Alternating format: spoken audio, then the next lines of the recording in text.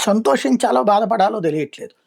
భారతదేశంతో పాటు ప్రపంచంలోని వందలాది దేశాలని వాళ్ళ సార్వభౌమాధికారాన్ని లాక్కుని, రాజుల మధ్య గొడవల్ని యూజ్ చేసుకుని, ఆ దేశాల మీద పెత్తనం చెలాయించినటువంటి బ్రిటిషోళ్ళ మీదన ఇప్పుడు ముస్లిం సామాజిక వర్గానికి సంబంధించి పాలస్తీనా నుంచి, యెమెన్ నుంచి, లెబనాన్ నుంచి, బంగ్లాదేశ్ నుంచి ఇట్లాగ వచ్చినటువంటి ముస్లిం సామాజిక వర్గం డామినేట్ చేస్తుంటే, స్వతంత్ర పోరాటం బ్రిటిషోడు బ్రిటన్‌లో చేస్తున్నాడు.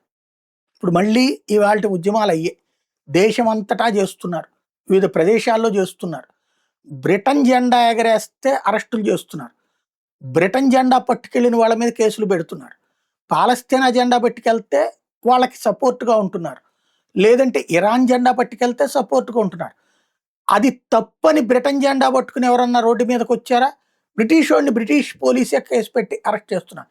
ఒకప్పుడు వందే మాతరం అంటే మన దేశంలో అరెస్ట్ చేశారు. జై భారత్ మాతాకి జై అంటే అరెస్ట్ చేశారు. చివరికి అలాంటి దాన్ని సమర్థించిన నాటి బ్రిటిషోళ్ళ బిడ్డలు ఇప్పుడు తమ దేశానికి జై అంటే జైళ్ళ పాలవుతున్నారు.